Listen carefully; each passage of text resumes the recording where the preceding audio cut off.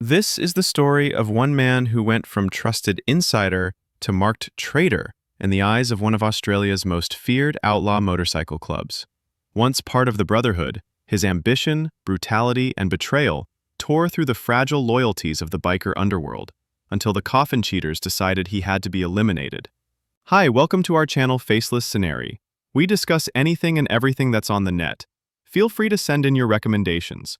Scroll through our channel to see what else is there to watch.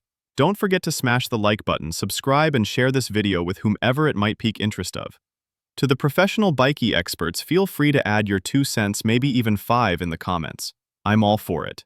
But honestly speaking, we all know Perth outlaw clubs are piss weak, especially the Mongrel's Perth chapter. Australia in general is a laughingstock when it comes to gang culture, which is a good thing in my opinion. Mr. Mercanti is a weak dog, a sucker puncher, and by far the worst bikie boss known to Western Australian history. He is the furthest thing from feared and respected. Western Australians have to be weak as hell to fear the likes of him. Troy has 521 individual stories published in Western Australian newspaper. Does that mean his all that?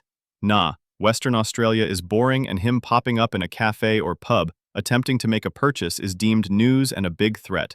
God forbid bloke be thirsty or fancy a scone or two. Western Australian reporter Ben Harvey might have a crush on Mercanti.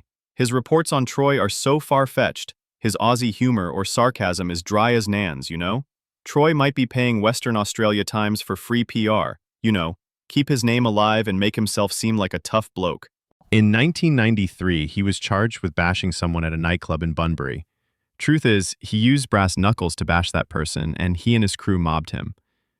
Apparently, Troy's name echoes through Perth's underworld, according to Western Australian Times. They gas this man up so much. There's whispers, not echoes. He can't even collect debts, let alone do a proper drive-by. Mongrels are weak in Perth. In his mid-20s, Troy joined coffin cheaters. Imagine, a whole trust fund baby decided to go gangster. What a wow. The coffin cheaters weren't something to be messed with back then. Back when bikies actually owned and rode bikes. Back when even the cops feared them. Back when police would quit their jobs, ask to be taken off the case, or request transfer because the missus and kids were threatened. Back when your car or house would get set on fire over a debt. Not the online threats these weaklings do today. The old school belt-to-ass threats. Geisha Bar in Northbridge was apparently where reputations were made and broken. In January 2005, Mercanti showed his muscle during a confrontation with the Scorpio Boys. However, he was left, stabbed, and slashed. In 2008, coffin cheaters beat the daylights out of him. He spent a couple weeks in hospital. They left him with several stitches on both his left and right shins. Now, a lot of storytellers on YouTube believe Troy walked away. He didn't. The coffin cheaters kicked him out. The reason, I suspect, was either he was skimming money off the top, or he was having secret meetings with the ops. The fact that he's still with us today should tell you that Western Australia is not gangster at all. Very weak, and you have nothing to fear.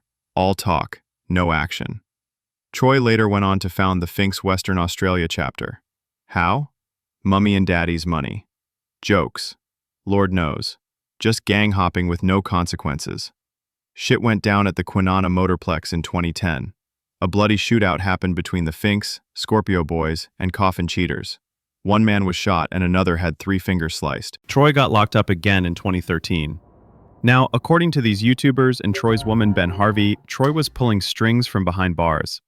Business was running as usual and people were getting flogged. Allegedly. Trust me, nobody was getting flogged. Just BS.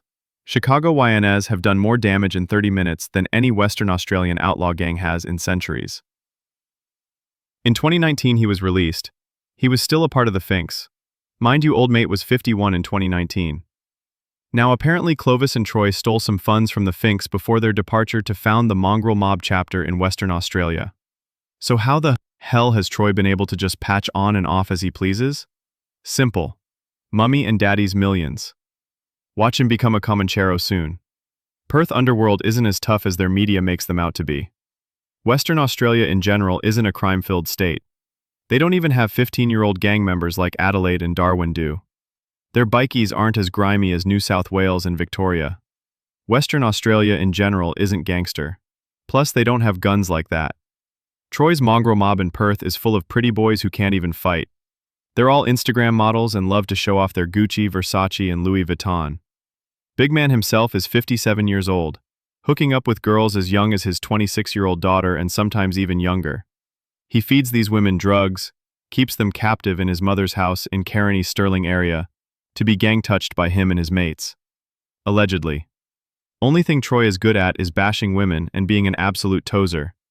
Seen the clips of his Thailand fights? Picks unfit and fat opponents to boost his little ego. Western Australia is not gangster and never will be. If you wish to be a bikie, move to New South Wales, Queensland, or Victoria.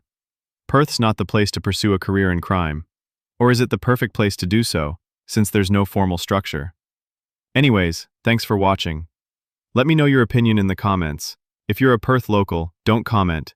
Troy's minions might threaten you on Facebook.